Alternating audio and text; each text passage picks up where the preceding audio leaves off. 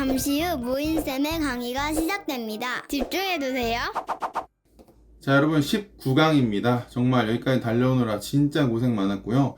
여러분도 아마 여러분 스스로에게 놀라고 있을 거라고 생각합니다. 정말 대단하고 지금까지 도태되지 않고 잘 따라왔다면 앞으로도 충분히 가능합니다. 쌤이 끝까지 함께 할 거니까요. 우리 모두 화이팅하고 오늘 강의도 모인 스타일. 오늘은 관계대명사의 계속적 용법에 대해서 알아보도록 할게요. 우리 계속적 용법 하면 아마 많이 들어봤을 텐데 여기서 가장 중요한 건 뭐냐면 바로 come to the 콤마가 되겠습니다. 콤마.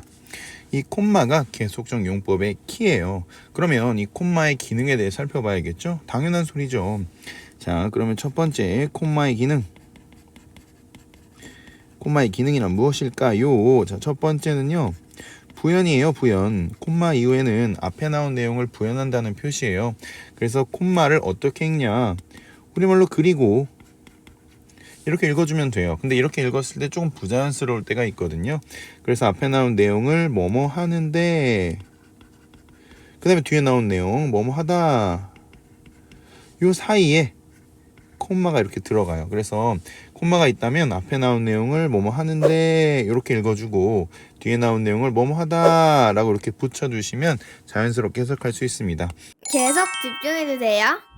자, 두 번째입니다. 콤마의 기능 무엇일까요? 네, 전체 문장 수식입니다. 그러니까 콤마가 없으면 우리가 보통은 관계대명사 바로 앞에 있는 명사를 받게 되어 있습니다. 그런데 콤마가 있다 보면 우리가 이전에 한번 설명했지만 앞문장 전체를 바라보라 라는 표시일 수도 있거든요. 그래서 콤마가 있다는 건 앞문장 전체를 수식할 수도 있다라는 가능성을 가지고 있어야 돼요. 그런데 중요한 것은 앞문장 전체를 수식하는 건 관계대명사 여러 가지 중에 which밖에 안 됩니다. 그래서 위치가 나오고 여기 앞에 이렇게 콤마가 나왔다. 그러면 이거 계속적 용법이구나. 그래서 이 위치가 앞 명사도 되지만 앞 문장 전체를 가리킬 수도 있구나 라고 이해하시면 되겠어요. 그리고 앞에 나온 위치는 어떻게 해석하냐? 그것은 이라고 읽어주면 돼요. 물론 이 그것은 앞에 나온 명사일 수도 있고 앞에 나온 전체 문장일 수도 있습니다. 그래서 그걸 한번 생각해 보면 되겠어요. 맥락에 따라서. 모인 스타일.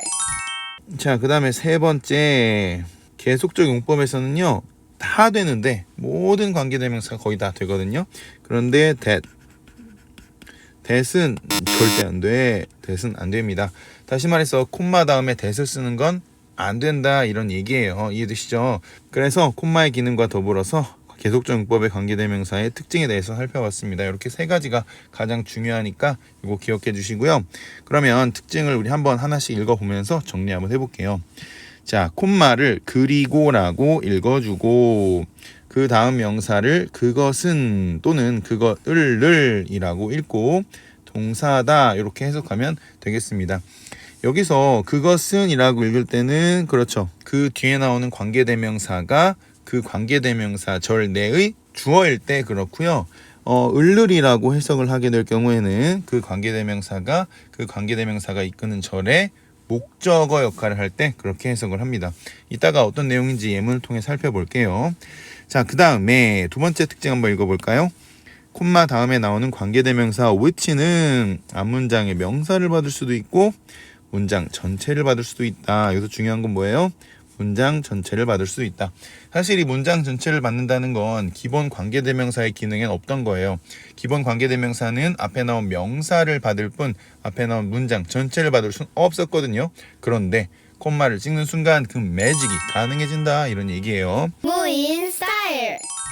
자, 이 세 번째는 콤마 이후에 나올 수 있는 관계대명사를 전부 다 정리해놨어요. 친절하죠. 친절하면서 참 부담스럽죠. 그쵸? 이거 어떻게 다 외워? 이럴 수 있는데 외운다기보다는 여기 안에 뭐가 없다? 그래, that이 없다. 이거 기억해 주시고 that 말고는 웬만하면 다 되는구나. 물론 y도 없습니다. 다 되는구나 라고 생각해 주시면 되겠다. 그래서 하나하나 예문을 보면서 우리가 몸에 체득하면 되는 거다. 자, 그럼 예문으로 가볼게요.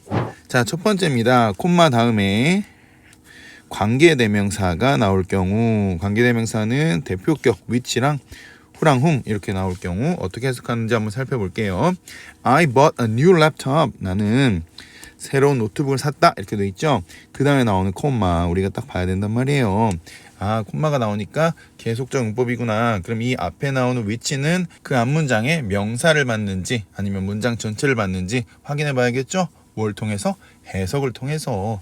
자, 볼게요. Which is much faster. 그것은 읽어주고 훨씬 더 빠르다. 여기 much는 훨씬이란 뜻이죠. 그래서 훨씬 더 빠르다. Than my old one 이렇게 돼 있죠. 여기서 one은 대명사예요. 그래서 cut이라고 해석하고 앞에 나온 명사를 대신합니다. 당연히 그렇죠. 랩톱을 대신하고 있겠죠. 나의 오래된 노트북보다 훨씬 더 빠르다. 자, 그러면 여기 나온 which는 앞문장 전체예요? 아니면 앞에 나온 명사예요? 그렇죠. 앞 명사를 가리키는 거예요. 그 노트북만, 새로운 노트북만을 가리켜야 말이 되잖아요. 훨씬 더 빠르다는 말이, 그쵸? 자, 그 다음 보겠습니다. She finally passed the exam. 그녀는 마침내 뭐 했어요? 네, 시험에 통과했어요. 시험에 합격했어요. 그 다음에 나온 콤마 잘 보시고요. 자, 그리고 그것은, 자, 이것은 앞문장일까요? 앞문장에 나오는 명사일까요? What made her very happy? 그것은 그녀를 행복하게 만들었다. 이런 건데 시험에 행복하게 만든 거예요? 아니면 시험에 통과했다는 그 사실에 행복하게 만든 거예요? 당연히 그 사실이잖아요. 그래서 얘는 앞문장 이렇게 이해하시면 되겠다. 자, 그 다음에 보겠습니다. The guest arrived late. 그 손님들은 늦게 도착했습니다. 자, 그 다음에 콤마 나오고 후가 나옵니다. 자, 이제 이 후는요, 앞문장 전체를 받을 수는 없어요. 앞에 나온 명사만을 받을 수 있고 특히 사람을 받을 수 있죠. 똑같아요. 그래서 the guest를 받고 있는 후다 해서 어떻게 해요? 그것은 해도 되지만 그 사람은 이렇게 해석하면 돼요. 자, 그 손님이 늦게 도착했는데 그 사람은 were supposed to, be supposed to 뭐였어요? 우리 앞에서 했잖아요. 뭐뭐 했어야 했다라는 건데 to be here, 왔어야 했다. 언제까지? 정오까지. 정오까지는 나 이제 12시를 가리킵니다. 나 12시까지 왔어야 하는 그 손님이 늦게 왔다. 이런 얘기를 하고 있는 거예요. 자, 여기 보시면 후부터 이어지는 계속적 문법의 관계 대명사가 the guest를 굉장히 멀리서 수식하고 있잖아요. 우리 이렇게 말 나온 김에 멀리서 수식하는 원격 수식, 먼거리 수식에 대해서 다시 한번 정리해 보겠습니다. 여러분 생각나시나요? 먼거리에서 수식할 수 있는 조건이 3가지 있었습니다. 기억 안 날까봐 준비했습니다. 자, 여기 있고요. 자, 살펴보시면 첫 번째, 주어 다음에 수동태가 나올 때 먼거리 수식이 가능했었습니다. 그리고 두 번째, 그렇죠? 자동사일 때 주어 동사를 자동사 하나밖에 없는데 떨어뜨려 놓으면 굉장히 해석하기 어렵겠죠? 그래서 이때 먼거리 수식이 가능하다라고 했었고요. 세 번째는 그렇습니다. 선행사와 수식하는 그 수식어 사이에 전치사구가 낄 때 그 전치사구 안에 있는 명사가 아니라 그 명사 넘어서에 있는 선행사인 명사를 수식할 수 있다. 이렇게 정리했었죠. 이 3가지 꼭 기억해야 됩니다. 하수들은 보통 바로 앞에 있는 명사를 수식한다고 생각해요. 하지만 우리는 원거리 수식, 원격 수식을 배웠잖아요. 이름 참 다양하네요. 그렇죠? 어쨌든 이걸 알고 있기 때문에 더 이상 두렵지 않습니다. 오케이. 무인 스타일. 자, 그 다음 콤마 다음에 관계 부사가 오는 경우 살펴볼게요. 자, 관계 부사는요, when하고 where이 오게 됩니다. 쌤이 관계 부사의 대표는 when하고 where이라고 했어요. 그러면서 when 앞에 오는 특정 명사, where 앞에 오는 특정 명사에 대해서 관계 부사 편에 설명했으니까 기억 안 나면 한 번 더 보고 오시고요. 그리고 전치사 플러스 관계대명사 빠질 수가 없죠. 왜 빠질 수가 없어요?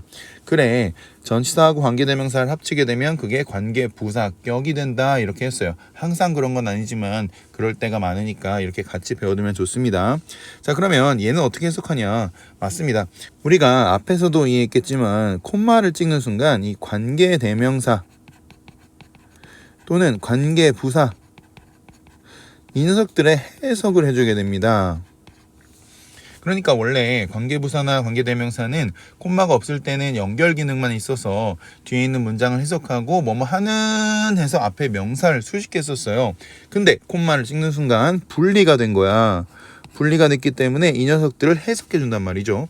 그래서 앞에 나온 관계대명사는 그것은 혹은 그 사람은 이렇게 해석해 줬었어요. 그쵸? 뭔 말이야. 그치? 자, 근데 이 뒤에 나오는 관계부사는 어떻게 해석하냐? 그대로 해석해 주면 돼요. when은 어떻게 해석해요? 그때 이렇게 해석해주면 되고요. where는 거기서, 거기에, 거기로 이렇게 해석해주면 돼요. 그 다음에 뒤에 문장 주어와 동사 목적어 또는 보어 이어서 해석해 주시면 깔끔하다. 자, 그럼 문장의 적용 바로 해볼게요. She will never forget her graduation day. 그녀는 그녀의 졸업식을 절대 잊지 않을 것이다 라고 되어 있어요. 자, 그 다음에 콤마가 찍혔네. 오호, 계속적 용법. 좋아. 그럼 when을요? 그때라고 읽으면 되는 거예요. 그때는 언젠데요? 그래, 그녀의 졸업식. 이렇게 되면 되겠죠. 그녀의 졸업식에 all her family, 모든 그녀의 가족들이 came to celebrate, 축하하러 왔었다. 이렇게 부연 설명해 주면 됩니다. when 이후에 어떤 부연 설명이 이어졌어요? 그 시간에 어떤 일이 일어났었는지에 대한 부연 설명이 이어졌다. 이렇게 보시면 되겠죠. 자, 그 다음 문장 보겠습니다. He finally returned to his hometown. 그가 마침내 어디로 왔어요? 그의 고향으로 돌아왔어요. 그런데 콤마가 찍혔네. 그럼 이 계속적 용법이에요. 자, 그 고향에 대한 부연 설명입니다. 어떻게 읽어요? 거기에서 이렇게 읽습니다. 이 where이 가리키는 건 뭔데요? 그래요, his hometown이죠. 이해되시죠? 자, 거기에서 he spent his childhood. 그는 그녀의 어린 시절을 보냈었다라고 해서 그 고향에 대한 부연 설명을 하고 있다. 이렇게 보시면 되겠어요. 너무 쉽죠? 자, 그럼 이제 하나 남았어요. 전치사 플러스 관계대명사 어떻게 해석하는지 볼게요. He published a research paper. 자, 여기서 그녀는 연구 논문을 발표했다. 여기 보시면 컴마 있죠? 그 다음에 in which 있어요. 당황할 필요가 없어요. 그냥 관계부사처럼 해석해주면 돼요. 알겠죠? 그 논문에서 이렇게 읽어주면 되지. 왜요? 여기 나오는 which가 무엇을 가리키니까? 앞에 나온 research paper를 가리키니까. 그래서 그 논문에서 그녀는 분석했다. 뭐를요? 기후변화의 추세를. 이렇게 읽어주면 깔끔하다. 무인 스타일. 자, 이번엔 콤마 다음에 소유격 관계대명사 whose 보겠습니다. 우리 이거 지난 시간에 배운 거죠. 뭐뭐의 기억나시나요? 똑같습니다. 뭐뭐의 붙여서 읽어주면 끝나는 문제예요. 자, 이건 바로 들어가 볼게요. 예문으로. 더 mention이 있고요. 이거 누가 봐도 주어죠. 그 저택은, 자, 동사는 이렇게 표시를 친절하게 해줘요. 계속적 용법은 동사를 찾을 필요가 없어. 왜? 콤마를 찍고 콤마를 닫아주거든. 이렇게. 그러지. 그래서 주어 동사를 쉽게 찾을 수가 있습니다. 그 맨션이라는 건 그 저택이라는 거죠. 그 저택은 지어진 거예요. 언제? 18세기에. 근데 그 저택에 대해서 부연 설명하고 싶은 거야. 뭘로? 소유격 관계 대명사로 부연 설명이 너무 하고 싶은 거야. 그래서 whose를 붙여뒀는데 어떻게 해석해요? 그 저택의 이렇게 해석해주면 돼요. 그리고 붙여주면 된다니까? 그 저택의 창문은 overlooked the ocean. 바다를 내려다보고 있는데 이렇게 붙여주시면 돼요. 해석해보면 이런 거야. 그 저택의 창문은 바다를 내려다보고 있는데 그 저택은 지어진 거야. 언제? 18세기에. 이렇게 깔끔하죠? 자, 그 다음 볼게요. She wrote a novel. 그녀는 소설을 썼는데 뭐 이런 거 아까 설명했어요. 썼는데 자, 콤마 다음에 whose 나왔어요. 그 소설의 주제는 탐구하는 거였다. 뭐를? 인간의 본성을 탐구하는 거다. 이렇게 부연 설명해주고 있습니다. 뭐에 대한 부연 설명인데요? 앞에 나오는 그래 그 소설에 대한 부연 설명. 그걸 이렇게 후주로 이어주고 있다. 이렇게 이해하시면 되겠어요. 무인 스타일. 자, 그 다음에 4번입니다. 요건 좀 헷갈릴 수 있기 때문에 좀 자세히 봐주시고 예문을 여러 번 해석해 주시기 바랍니다. 콤마 다음에 명사 오브 위치예요.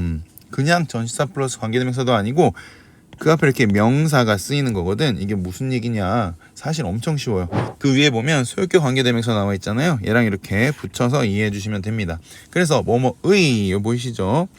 그리고 뭐뭐의 명사는 이렇게 중간에 소유격 관계대명사 딱 꼈죠? 이거 왜 그래요? 오브 때문에 그래요. 오브 때문에. 이해되십니까? 그래서 이렇게 생긴 문장 나와도 당황하지 말라고 쌤이 가득가득 채워놨습니다. 자, 보시면 He bought an old book. 그는 오래된 책을 샀는데 됐죠. 여기 얘가 명사죠. 그 다음에 of which 이렇게 나왔단 말이야. 그 다음에 얘가 동사 나오잖아. 그럼 어떻게 해석해야 돼? 여기 위에 있는 거 그대로 붙여주면 돼. 그리고 그 책의 표지는 이렇게 해석해주면 되겠죠. 그럼 여기 나온 which는 뭘 가리키는 거야? 앞에 나온 old book. 이 올드북의 표지는 was torn, 찢어져 있었다라고 부연 설명하고 싶은 거야. 그럴 때 이렇게 명사 of which로 부연 설명할 수 있다라는 거예요. 얘는 특이하게 계속적 용법에만 존재하는 거예요. 실제 관계대명사에는 존재할 수가 없습니다. 그렇죠? 자, 그럼 두 번째 예시 볼게요. They visited a small village. 그들은 방문했습니다. 어디를? 작은 마을을 방문했대. 자, 그 다음에 보세요. 얘가 명사 아니야? 콤마 찍고 명사. 그 다음에 of which 나와 있잖아요. 그 다음에 여기 동사 나와 있어요. 똑같이 위에랑 좀 더 길어졌을 뿐이에요. 자, 그래서 여기 위치가 뭘 가리키는 거예요? 그래, 앞에 나온 스몰 빌리지 가리키잖아요. 그래서 그 마을의 역사는 date back, 거슬러 올라간다. 어디로 거슬러 올라가? 12세기로 이렇게 해석해주면 되겠어요. 굉장히 고급스러운 문장이거든요. 아무나 해석 못해. 근데 여러분은 오늘부터 할 수 있어. 왜? 배웠으니까. 자, 그럼 그 다음 볼게요. He received several job offers. 이렇게 돼 있어요. 그가 받았대요. 뭘 받아요? 몇 개의 직업 제안을 받았는데 굉장히 유능한가 봐요. 막 직업, 막 이 회사 저 회사에서 막 오라고 막 직업 제안을 받. 무인 스타일. 자, 그 다음에 뒤에 나온 원이 뭐예요? 명사. of which 붙었죠? 그 다음에 보세요.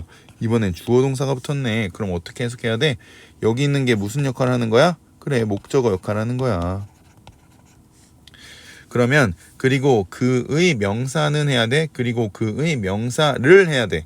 당연히 를 해야지. 왜? 목적어 역할 한다니까? 목적어 역할 를 붙여야지. 그래서 어떻게 해석해? 그 제안 중 하나를 이렇게 해석해주면 돼요. 그래서 그 제안 중 하나를 그는 뭐 하기로 했어? 수락하기로, 받아들이기로 했다. 이렇게 해서 그 제안에 대해서, 여러 가지 받은 그 직업 제안에 대해서 부연 설명해주고 있다. 이렇게 이해하시면 되겠다. 그러면 여기 보면 첫 번째, 두 번째는 주어에 대한 거고, 세 번째는 목적어에 대한 거, 이렇게 종류별로 예문을 갖다 놨다. 그러니까 여러분 다른 예문을 찾아보면서 꼭 여러분의 것으로 만들어 놓으시기 바랍니다. 이제 영어 문장 종류별로 다 알아놓으면 무서울 게 뭐가 있겠어요? 여러분 모두 고생 많았고요. 지금까지 너무 잘해왔고 앞으로도 잘해봅시다. 오늘도 수고 많았습니다.